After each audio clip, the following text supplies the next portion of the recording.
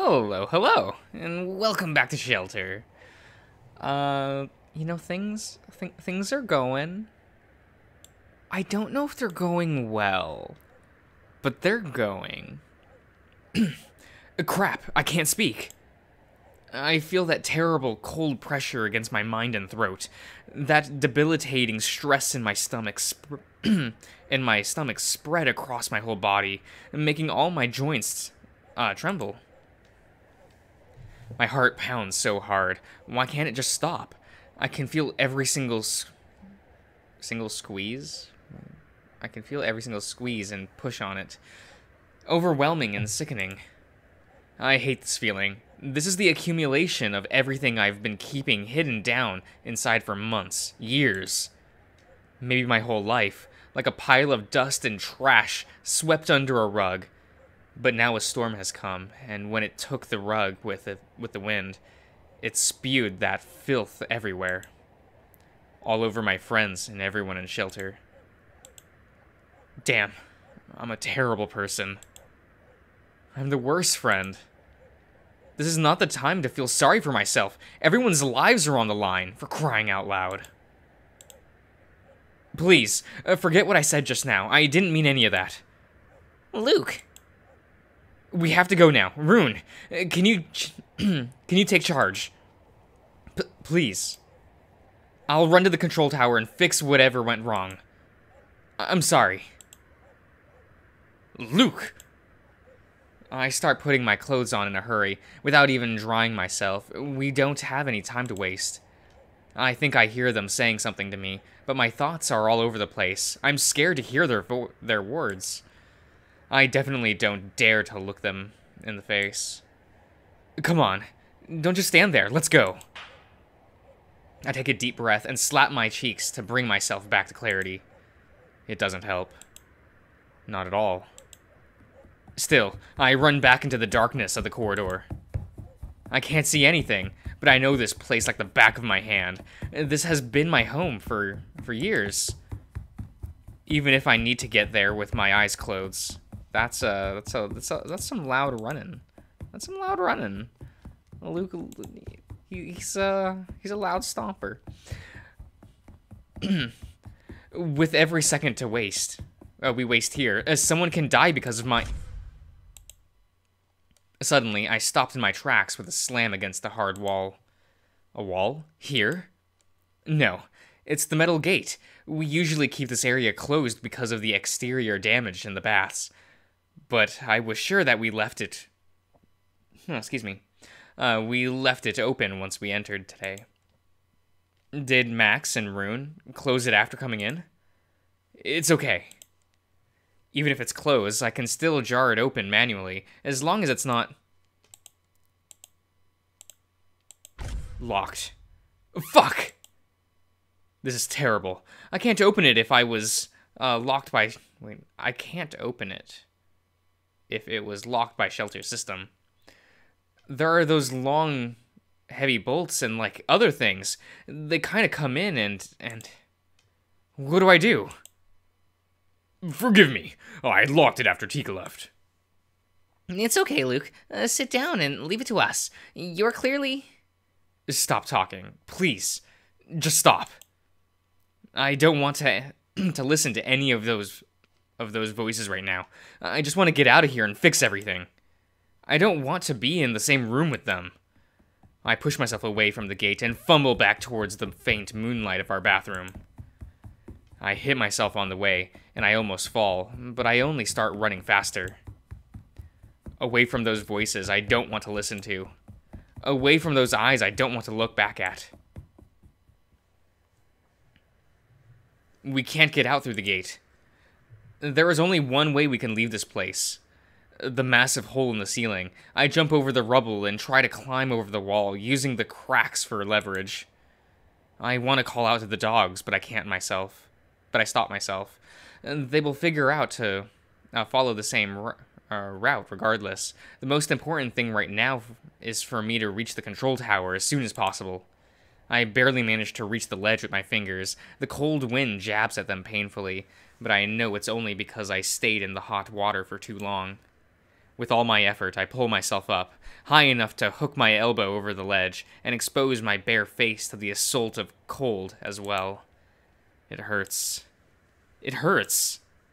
It doesn't matter. This is nothing compared to how cold my mind is making me feel right now. Even colder when I see a few buried shades flying across the sky in the distance. The flying monsters will get here much sooner than the land-based ones. I'll be an easy target for them if I go out now. But that doesn't matter. As long as I can get to the control tower faster, I don't care what kind of path I need to take. I will. Luke! The dog grabs me by the ankle. He doesn't let go of me. He pulls me down. He's stronger than me. Let go. No, I won't. Oh, I can't do that. Oh, right. No, I'm not gonna kick it. I'm not gonna kick him in the snoot. That would be rude. What for goodness sake do you think you are doing? What do you think? I'm getting out of here. I have to get out to the control tower. Not through there. It is too dangerous, too steep, too cold. Like the cold is a problem to you. You're a dog. You can take it. But you cannot. You are still wet. Your body's not fit for extreme conditions like that. I'm not cut out for a lot of things you guys can do with ease, but I can't just sit here and do nothing. Follow me or let go, and get out of my way. Burry's expression doesn't change. However, I feel heavy tension in his paws. It's more concerning than if he talked back or snarled at me. I suddenly pull down on my leg. It takes me by surprise, and I completely slip off the ledge. One of my hands splashes against the surface of the water, but the rest of my body doesn't follow. I get suspended midair and get tossed to the side. Burry holds me under one of his armpits like a child. We're moving away from the hole in the ceiling and the rubble in the water. Hey! I hit his belly and thigh with the sides of my fists, calling out to let him let me go. He pretends he doesn't even notice. He's completely ignoring me. Damn it. It's so frustrating to be this powerless. I hate it. Suddenly, he catches both of my wrists with his other hand with a quick swoop. I curse and glare at him. He places me down on the floor by one of the walls. Then, he sits at the ledge of the bath with the water behind him. The starry sky illuminates both of us. You know we need to get out of here. Yes, we do. Rune and Max are working on that. Fine. You win. Let's go to them and... That is not going to be necessary. They shall figure it out on their own, and let us know. Have trust in them. Are you joking? What are we going to do then? We, Luke, are going to talk. My heart instantly sinks, and I become aware of the ice bath of stress my mind has submerged in all this time. I can't bring myself to mask it with forced anger anymore. I can't look at Burry, and even when I avoid his gaze, I can still hear the commotion outside, everything because of my incompetence. Why can't I just do everything like I always did? It was a little lonely, true, but that's just how life is sometimes. Everything happens right now is because I tried to rebel against my role. Now hundreds of dogs are in danger, and I have damaged my closest friendships. I don't believe I can mend everything I destroyed today. All of the worst-case scenarios I've been scared of for months and years are coming true right now. Everything is crashing down. Talk to me, Luke. I did. I already told them everything. All the things I should have just kept unspoken. That's the problem. Why can't I just keep my mouth shut? If only I could turn back time. Burry, please. Forget everything I said. I didn't mean any of it. I dare a careful glance at him. Okay. I see his eyebrows furrow as he stares down at me. He rarely gives me a look like that. It lacks his usual St. Bernard warmth. No, it's more akin to the face of an investigator interrogating a suspect. He's serious. Is he angry at me? He has to be. But why is he so quiet? Is he... Oh no. Is he reading me with canine empathy right now?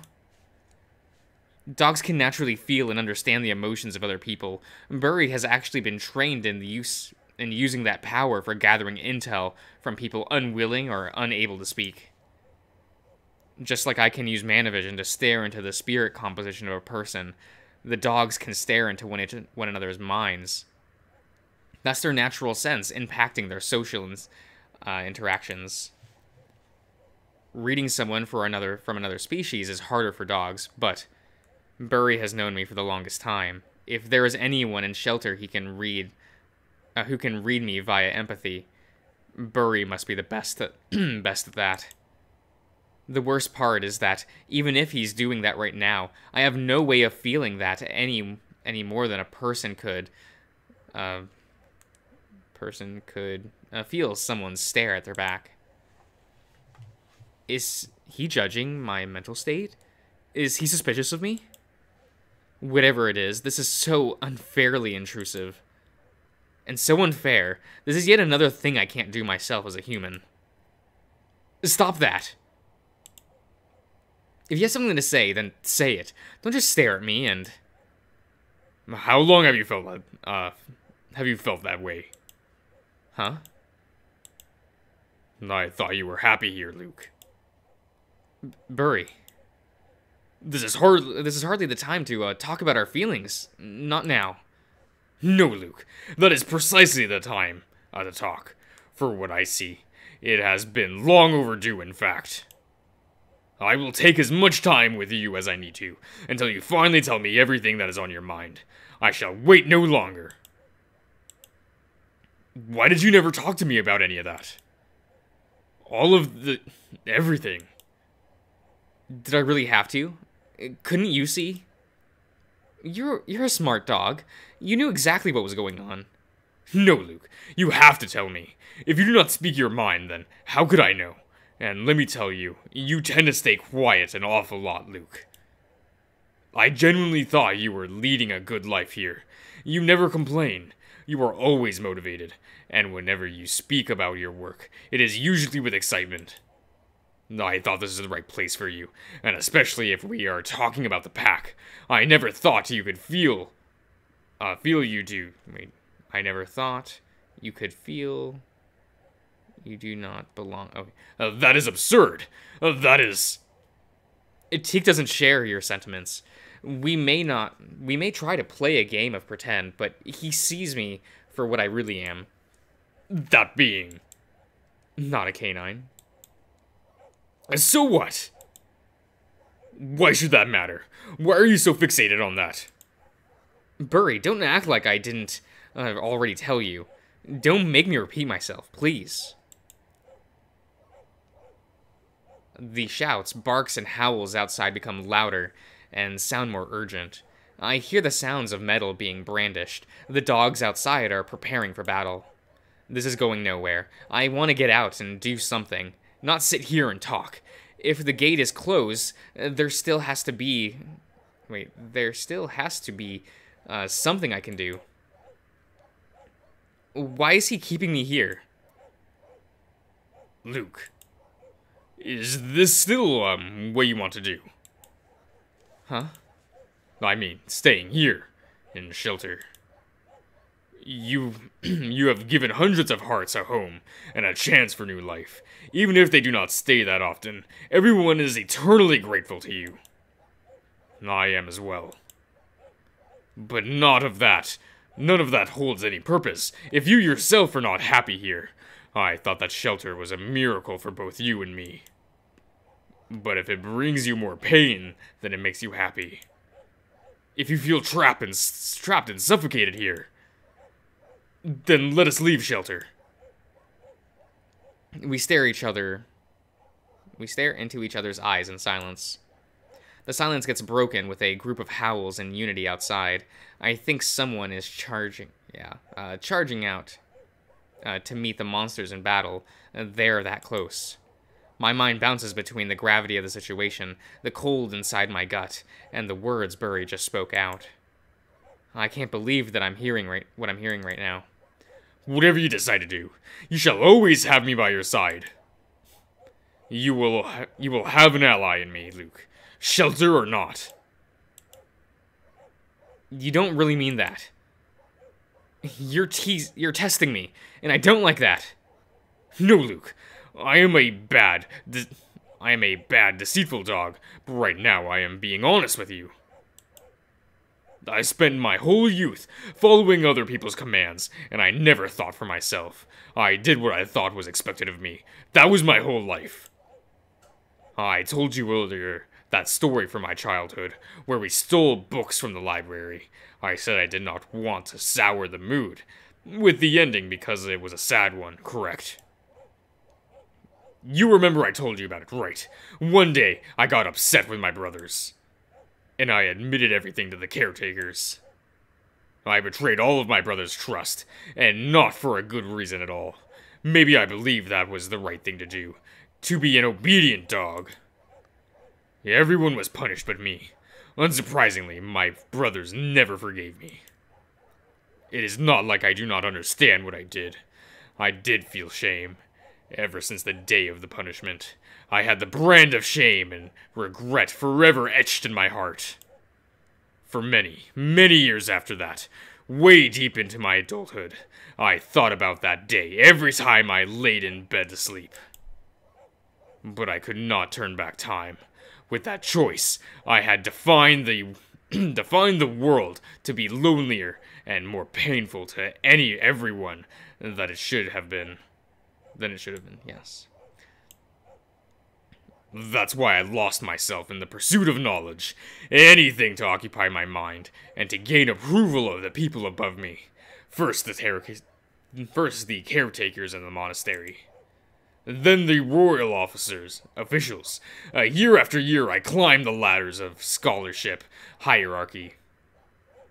And I was praised for that. I did not care what it was they wanted of me. I would simply comply. Even when they needed us to perform research on living subjects, I did not bat an eye. No, not subjects. People. Thinking, living people. Many of them were our fellow canines. But that did not matter. I did what was expected of me, and I never even shed a single tear for any of them.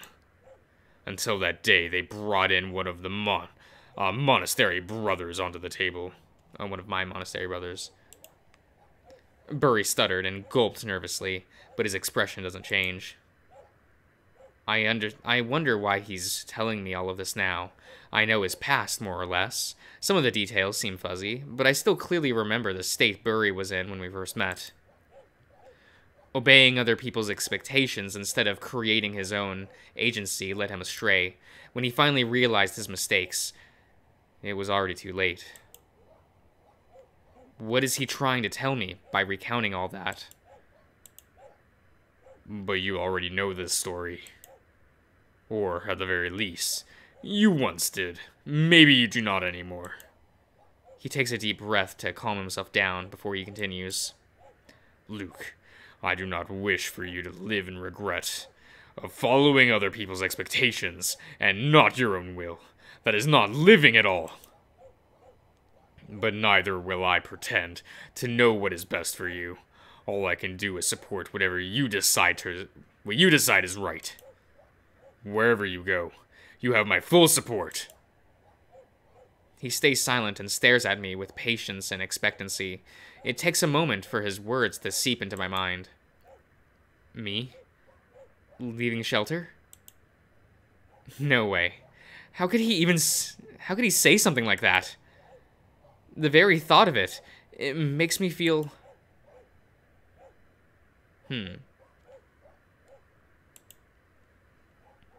We keep staring at each other.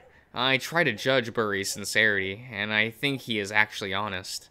I have known him long enough to see he would never try to trick me like that. I don't even consider that an option. I thought I was never allowed to even think about that, but... Crap. What if I could do that? What if I just left and led the rest of my life elsewhere? I could be literally anywhere else in the world right now. Away from all of this responsibility. And those people. That thought makes me feel so light with hope. And so burning with guilt at the same time. Am I going to finally be free? Burry smiles. You do not owe anything to anyone. Just like you brought shelter to life of your own goodwill. You are free to sit and rest once again. If it was not right for you, we would never have we've never had a single day of this blessing either way. Thank you for your hard work, Luke. You have done enough for us.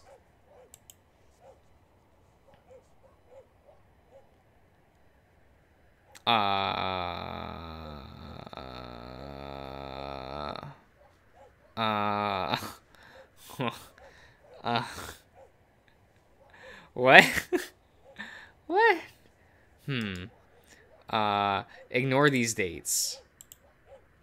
Don't worry about it. Don't worry about it. Don't worry about it. Don't think about it.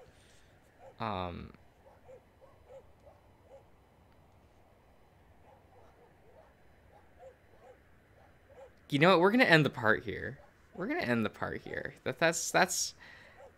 Wait, no. We'll do this first. We'll end the part here. I'll see you around, everyone.